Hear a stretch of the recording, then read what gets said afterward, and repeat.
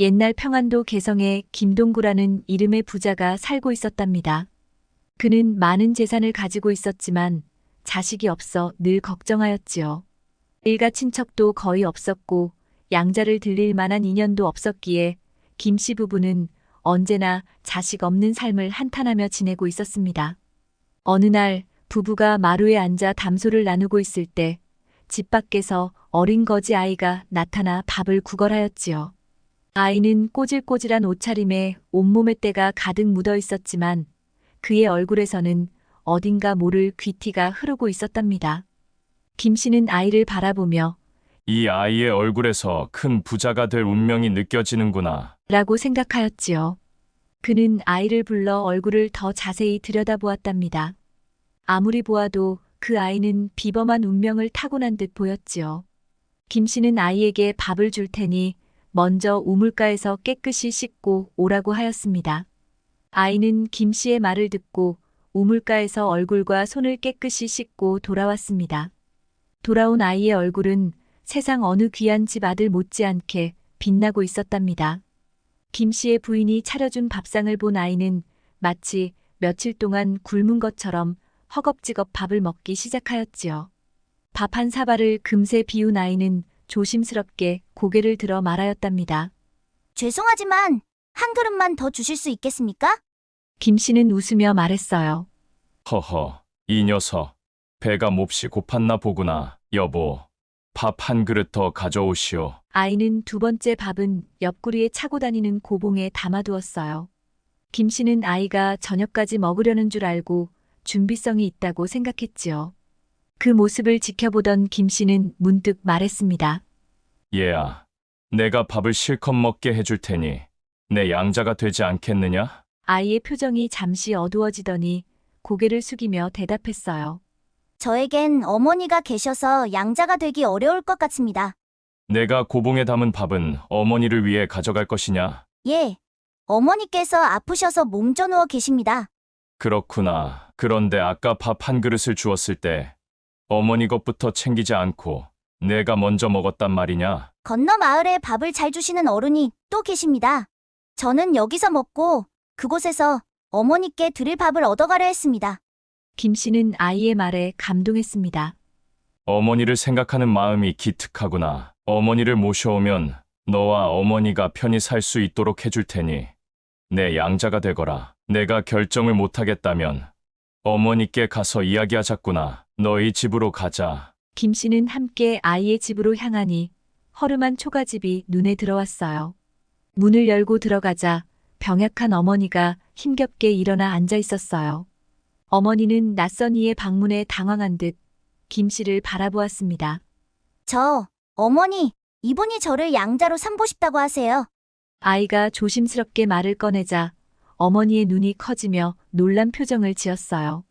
그게 무슨 소리냐? 어머니는 힘겹게 숨을 고르며 김씨를 바라보았습니다. 우리 애가 뭘 잘못했습니까? 어찌 이런 말씀을 하시는지. 김씨는 부드럽게 미소를 지으며 고개를 저었어요. 아니요. 아이가 잘못한 게 아닙니다. 오히려 이 아이는 참으로 마음이 바르고 효성 깊은 아이입니다. 그래서 제가 양자로 삼아 잘 키우고 싶다고 생각한 것입니다. 이 아이와 어머니께 좀 더 나은 삶을 드리고 싶어 이렇게 찾아왔습니다. 어머니는 김씨의 말을 들은 후 한참 동안 아무 말도 하지 못했지요. 그러다 떨리는 손으로 아이의 손을 붙잡으며 말을 꺼냈습니다. 저희는 뼈대 있는 양반의 집안입니다. 비록 지금 이렇게 어려운 처지에 놓여 있지만 선조로부터 이어져 내려온 가문을 함부로 양자 관계로 맺을 수는 없습니다. 그러니 그 마음만 감사히 받겠습니다. 김씨는 어머니의 단호한 대답에 잠시 생각에 잠겼어요. 그리고 다시 입을 열었지요. 부인, 뼈대 있는 집안이라고 굶어 죽으면 무슨 소용이 있겠습니까? 지금 아이가 어떻게 살고 있는지 보셨지 않습니까? 어머니가 힘들어 하시는 것도 알고 아이가 그런 어머니를 위해 매일 구걸을 하며 어머니 밥까지 챙기는 상황입니다. 이 상황에서 아이가 무엇을 기대하며 자라겠습니까? 아이가 더 이상 굶주리지 않고 기쁨을 갖고 살 수 있도록 좋은 환경을 만들어 주시는 것도 필요할 것 같군요. 또 부인께서도 편히 지내실 수 있도록 저에게 맡겨 주십시오. 어머니는 김 씨의 설득에 흔들리는 듯 보였지만 여전히 고개를 저었어요. 저희는 그래도 양반으로서의 자존심을 지키며 살아왔습니다. 이렇게 양자로 아이를 보낼 수는 없습니다. 제가 굳이 이 아이를 양자로 삼겠다고 하는 것은 단순히 나의 혈통을 잇기 위해서가 아닙니다. 이 아이가 앞으로 좀 더 좋은 환경에서 자라고 어머니 또한 더 나은 삶을 살 수 있도록 도와드리고 싶을 뿐입니다. 어머니가 양자로 주는 것이 마음에 걸리신다면 그저 저와 이 아이가 서로 돕는 인연으로 여기셔도 됩니다. 그제야 어머니는 길게 한숨을 내쉬고 조용히 고개를 끄덕였어요. 그렇다면 아이를 잘 부탁드리겠습니다. 저는 그저 이 아이가 저보다 더 나은 삶을 살길 바랄 뿐입니다. 어머니의 눈가에는 눈물이 맺혔고 아이는 그런 어머니의 손을 꼭 잡고 떨리는 목소리로 말했답니다. 저 어머니와 함께 살 수 있는 거죠? 김 씨는 고개를 끄덕이며 대답했어요. 물론이다. 어머니도 내가 잘 모시도록 하마. 너와 어머니가 편안한 삶을 살 수 있도록 돕겠노라. 그 순간 어머니와 아이의 얼굴에 안도와 미묘한 슬픔이 스쳐갔어요. 그들의 삶은 이제 새로운 국면을 맞이하게 되었답니다. 김 씨는 옆집에 집을 구입해 아이의 어머니를 살게 했으며 아이는 김 씨의 양자가 되었지요. 그렇게 해서 아이는 김희수라는 이름을 갖게 되었답니다. 김 씨 부부는 희수를 친아들처럼 아끼고 사랑했어요. 희수도 김 씨 부부에게 어머니, 아버지, 부르며 잘 따랐고 가끔 친어머니를 찾아가 돌보기도 했지요. 그는 양부모에게도 친부모 이상으로 효도하며 행복한 나날을 보냈습니다. 세월이 흘러 희수가 19살이 되었을 때 그는 혼인을 하고 가정을 이루게 되었지요. 이제 성인이 된 희수는 자신도 가정을 위해 돈을 벌어야 한다고 생각했어요.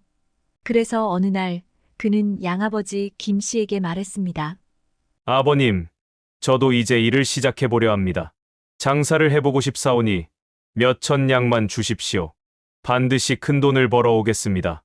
김 씨는 희수의 자신감에 미소를 지으며 말했지요. 그래. 장사는 어렸을 때부터 배우며 익히는 것이지. 경험을 쌓아야 큰 부자가 될 수 있단다. 김 씨는 주저하지 않고 5천냥이라는 큰 돈을 주었답니다. 그는 희수가 타고난 운명대로 큰 부자가 될 것이라고 굳게 믿고 있었지요. 희수는 아버지가 준 돈을 들고 평양으로 떠났습니다. 그러나 그는 아무런 계획도 없이 돈만 들고 갔다가 기생들의 유혹에 빠지고 말았답니다. 처음으로 기생집에 들어선 희수는 눈이 휘둥그레졌습니다. 양귀비 같은 여인들이 여기저기에서 향긋한 향내를 풍기며 춤추고 노래하고 있었지요. 그들은 호호하 웃으며 남자들과 어울렸고 희수는 정신을 차릴 겨를도 없이 기생에게 이끌려 방으로 들어갔답니다. 기생들은 곱게 화장을 하고 고운 옷을 입고 있었으며 희수에게 상냥한 말투로 말을 걸고 술잔을 건넸답니다. 희수는 그동안 술이 이렇게 달콤한지 몰랐어요. 몇 순배 술이 돌자 희수는 조금씩 긴장이 풀리기 시작했고 기생들은 희수를 위해 노래를 부르고 춤을 추며 분위기를 돋우었지요.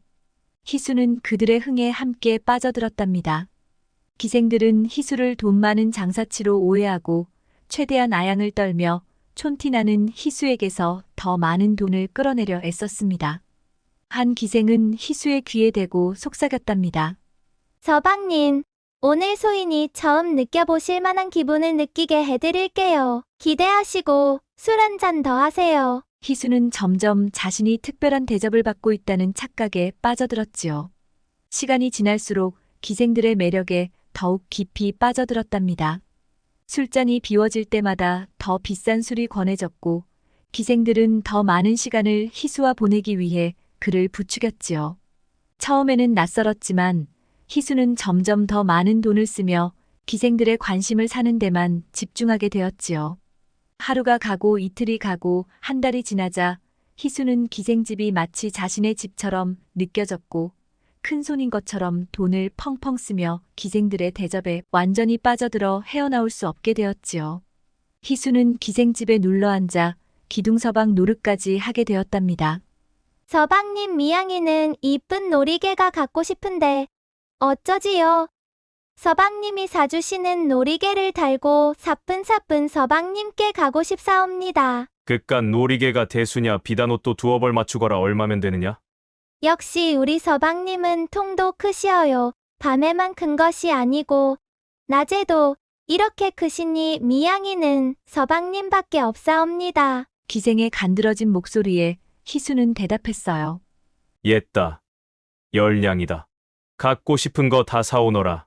이 서방이 우리 이쁜 미양이에게 무엇인들 못 사주겠느냐?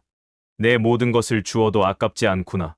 어머, 우리 서방님밖에 없다니까요. 기생들은 희수 옆에 바싹 붙어 이것저것 필요하다고 아양을 떨며 희수의 돈을 야금야금 빼먹었다지요. 서방님, 오늘은 어제보다 훨씬 야릇한 밤을 보낼 수 있는데 어떻게 할까요? 야릇한 술상 한 상 차려올까요? 그럼. 우리 미양이가 어제보다 더 야릿하다면 내가 안 볼 수 있나? 어제도 잊지 못할 밤이었구먼. 오늘은 더 야릿하다니. 이놈이 무슨 복에 이런 호강을 한단 말이냐? 온갖 산의 진미의 향연이라 할 만한 귀한 음식들이 최고의 상차림으로 들어왔고 희수는 흥청망청 술과 기생 노름에 빠져 가진 돈을 곶감 빼먹듯 다 써버렸습니다. 마침내 빈털터리가 되어버린 희수는 돈이 없이는 이곳에서 쉽게 머무를 수 없다는 현실을 깨달았답니다. 기생집에서의 경험은 화려하고 달콤한 꿈처럼 잊을 수 없는 시간이었지만 5천냥을 단 6개월 만에 탕진한 희수는 하늘 높은 줄 모르고 즐기던 신선 노름에서 땅으로 떨어진 셈이 되었지요. 이미 돈을 다 써버린 희수는 장사도 못하고 집으로 돌아가자니 철석같이 믿어준 아버지의 얼굴을 볼 낯이 없어 가지도 못하고 결국 기생집에서 심부름을 하며 근근히 생활하게 되었답니다. 한편 돈을 벌러간 희수가 감감무소식이자 김씨는 사람을 보내어 희수의 상황을 알아보라고 하였지요. 많은 돈을 벌어올 것이라 기대하고 있던 김씨는 희수가 장사 미천을 모두 기생집에서 탕진하고 기생집에서 구걸하다시피 하며 먹고 살고 있다는 말을 듣자 화가 치밀어 참을 수 없었답니다. 김씨는 너무 화가 난 나머지 부자 관계를 끊어버리고 희수 어머니에게 사주었던 집을 빼앗은 것은 물론 새로 맞은 며느리까지 내쫓아버렸습니다. 며느리는 사정을 하며 눈물로 호소했지만 김씨는 냉정하게 그들을 쫓아버렸답니다. 네 남편이 그 모양이니 이제 양자 관계를 파했다. 너와의 인연도 여기까지다. 이 집에서 나가거라. 당장 나가. 더 이상 이 집에 있을 자격도 없다. 아버님 한 번만 용서해 주시고 다시 기회를 주세요. 아니면 다른 방법을 찾아볼 때까지만이라도 조금만 기다려 주시면 안 되겠는지요? 용서하면 뭐가 달라지겠어? 너희 둘은 이 집안을 말아먹은 놈들이야. 더 이상 내 눈앞에 보이지 마라. 집은 당장 비우고 나가. 어머니와 며느리는 하루아침에 거리로 나앉게 되었답니다. 엄동설 안에 아무것도 없이 쫓겨난 어머니와 며느리는 추위와 배고픔에 시달리며 산속 허름한 초가집에 들어가 겨우 목숨을 부지하게 되었지요. 어머니는 아픈 몸을 이끌고 밖으로 나가 나뭇가지를 주워오는 일로 겨우 장작을 마련했답니다. 손발이 꽁꽁 얼어붙는 추위에도 불구하고 불을 피워 며느리와 함께 몸을 녹였지요. 며느리는 자신의 처지를 한탄하며 눈물을 흘렸지만 어머니는 그런 며느리를 위로하며 말하였답니다. 며느라, 일이 된 것이 모두 내 죄다. 내가 더 잘했어야 했는데 내가 이런 고생을 하게 만들다니 참으로 미안하다. 그래도 우리가 서로 의지하며 살아야 하지 않겠느냐. 이 고비만 넘기면 분명 나아질 날이 올 거다. 며느리는 어머니의 말을 들으며 눈물을 삼키고 고개를 끄덕였답니다. 어머니는 며느리를 껴안고 추운 밤을 함께 견디었지요. 마을 사람들의 도움으로 가끔 보리쌀을 얻기도 하였고 며느리는 남의 집 허드렛 일을 하면서 하루하루를 견뎌냈답니다. 아들을 원망조차 할 수 없었지요. 그동안 아들 덕분에 어떻게든 살아왔던 어머니는 며느리에게 한없이 미안함을 느꼈습니다.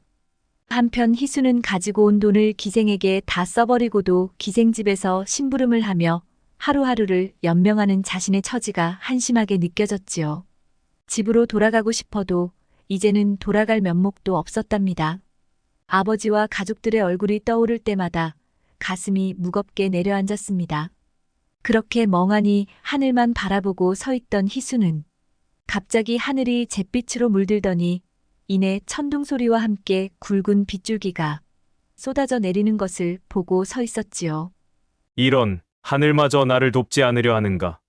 희수는 속으로 중얼거리며 비를 피해 급히 처마 밑으로 달려갔답니다. 빗물은 처마 끝에서 줄줄 흘러내리며 그의 머리와 옷을 적셨고 희수는 바닥에 웅크려 앉아 처량하게 떨어지는 빗방울을 바라보았지요.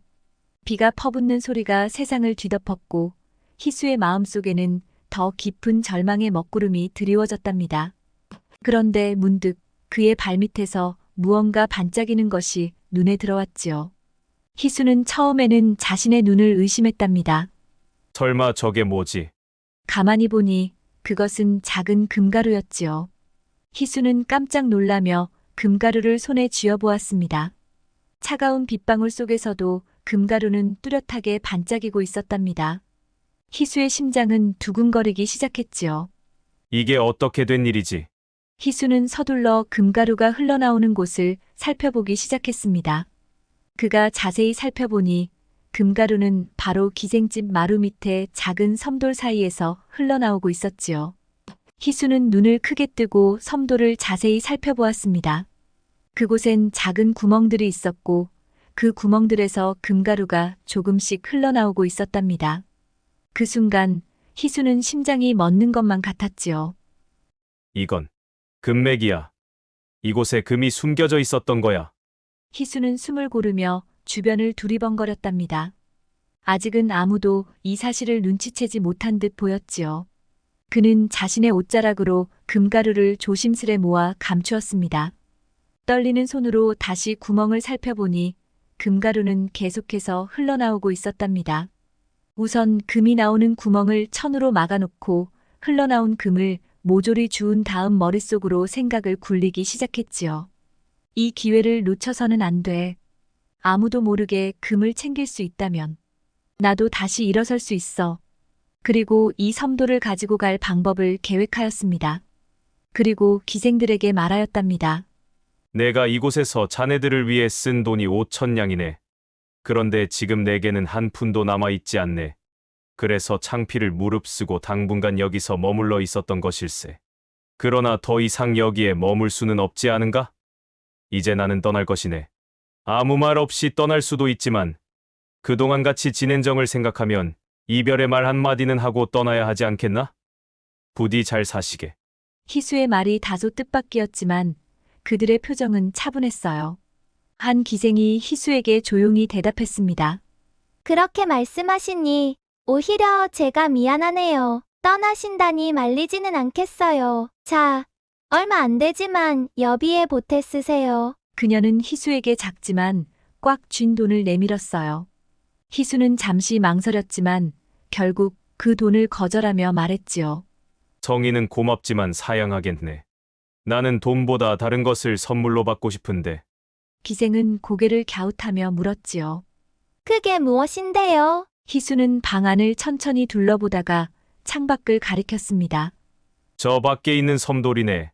섬돌은 귀한 것이 아니지만 내게는 아주 특별하다네. 그 섬돌은 자네와 나의 사랑을 증명하는 것이기 때문이지. 나는 저 섬돌을 밟고 다니면서 자네와 사랑을 나누었네. 그래서 저 섬돌을 가지고 있으면서 자네와의 지난 일을 잊지 않으려고 하네. 그러니 저 섬돌을 내게 줄 수 없겠나? 기생은 웃음을 터뜨렸어요. 서방님도 참 그까짓 돌 하나쯤 서방님께 못 드리겠어요. 그동안 우리가 쌓아온 정이 있는데요. 냉큼 가져가세요. 희수는 마음속으로 쾌재를 부르며 겉으로는 깊은 고뇌를 하는 척 섬돌을 들고 기생집을 나섰습니다. 기생집을 나선 희수의 발걸음은 날듯이 가벼웠습니다. 마음속에 희망이 싹트기 시작했지요. 아버지의 얼굴을 볼 낯이 없지만 금을 갖고 가면 아버님도 기뻐하시겠지. 아버지에게 면목을 세울 수 있으니 천만다행이야. 당당히 아버지께 자랑스런 아들이 되겠구나.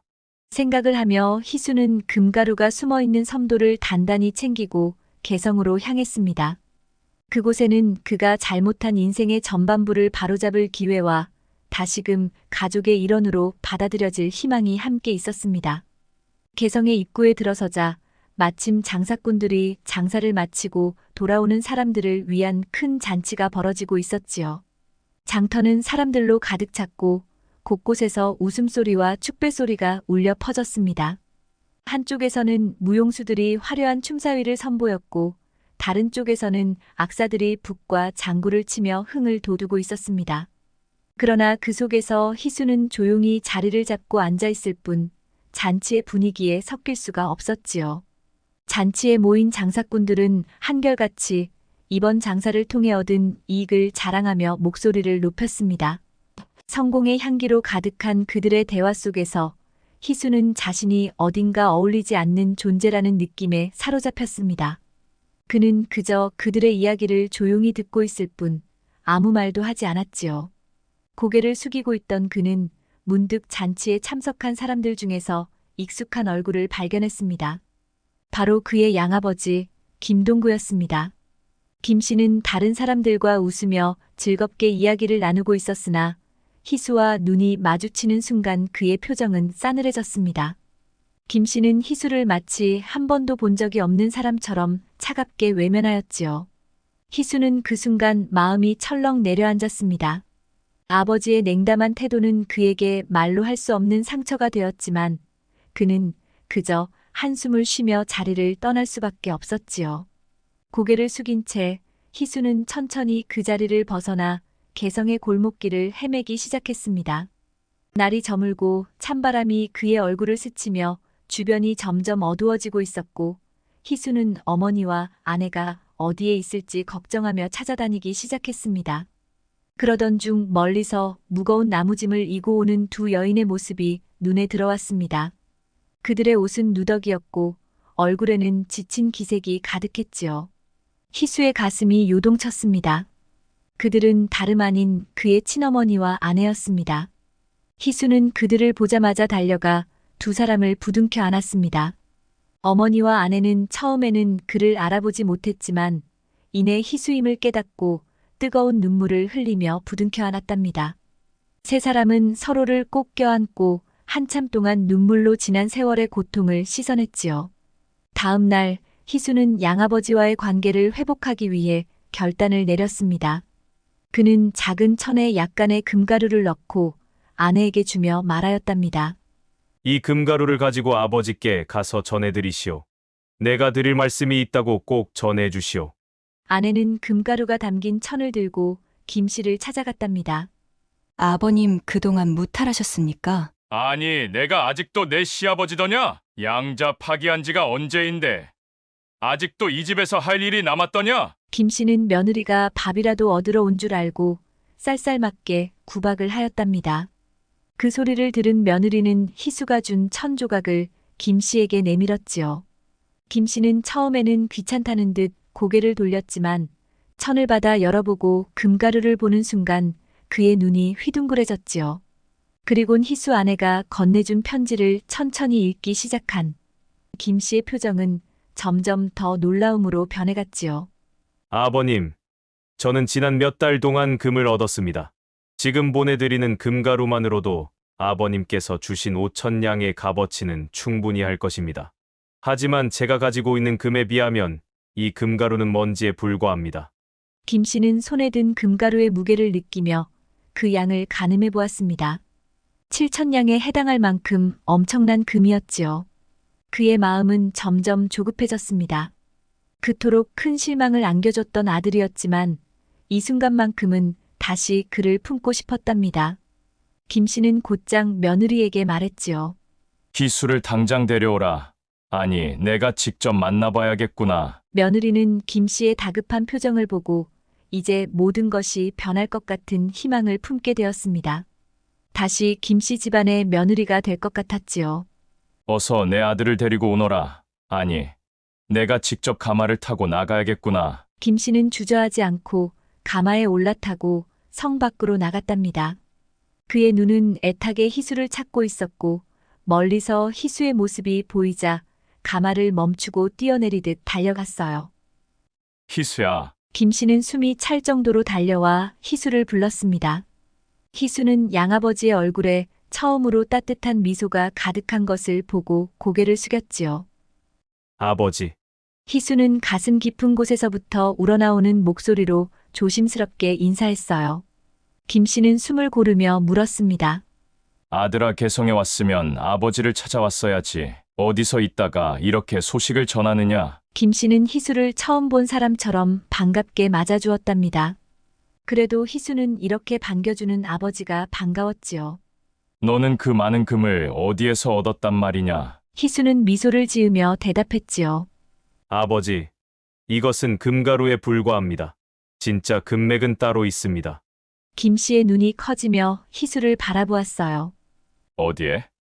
어디에 있단 말이냐? 희수는 드디어 숨겨두었던 섬도를 김씨에게 보여주었지요. 그 순간 김씨의 눈은 휘둥그레졌고 그의 입은 담을 수 없을 정도로 크게 벌어졌습니다. 섬돌에서 반짝이는 금빛이 그의 눈에 들어오자 김씨는 한참 동안 말을 잇지 못하고 입만 벌리고 있었답니다. 한참 뒤에야 정신을 차린 김씨는 희수의 등을 세게 두드리며 외쳤습니다. 아이고, 내 아들. 운명이라는 것은 속일 수가 없구나. 처음 내 얼굴을 보았을 때 내가 널 양자로 삼았던 것은 이 같은 운명이 있으리라는 뜻이었나 보다. 그의 목소리에는 감격과 기쁨이 가득했답니다. 지난날 내가 너를 서운하게 했던 것은 다 잊어버려라. 남자라면 한 번쯤 기생에게 빠질 수도 있는 일이지. 그렇게 살아봐야 진정한 인생의 맛을 알 수 있는 법이란다. 김씨는 주위에 있던 하인들에게 급히 명령을 내렸어요. 너희들 어찌하여 아직도 며느리와 아주머니를 모시고 오지 않는 게냐? 요 며칠 동안 얼마나 춥고 배가 고프셨겠느냐? 내 가마를 내어줄 테니 당장 집으로 모셔오너라, 빨리. 하인들은 서둘러 가마를 준비했고 김씨는 희수의 어머니와 아내를 모시고 집으로 돌아왔답니다. 그날 이후 김씨의 집안은 다시 화목하게 되었습니다. 그들은 다시 한 가족으로서의 사랑을 회복했고 김씨는 매일같이 희수를 자랑스러워하며 그의 성공을 축하했지요. 과거의 잘못은 모두 잊혀졌고 그들의 집안에는 다시 웃음과 평화가 넘쳐 흘렀답니다. 운명은 타고난 것일지도 모르지만 그것을 자신의 것으로 만드는 것은 노력에 달려있지요. 아무리 훌륭한 운명을 타고나도 그것을 활용하지 않으면 결국 의미가 없습니다. 자신의 잠재력을 최대한 발휘하여 주어진 운명을 실현시키려는 끊임없는 노력이 필요하답니다. 들꽃 야담을 시청해주시는 여러분, 오늘 하루도 행복하시고 늘 건강 챙기시기 바랍니다. 감사합니다.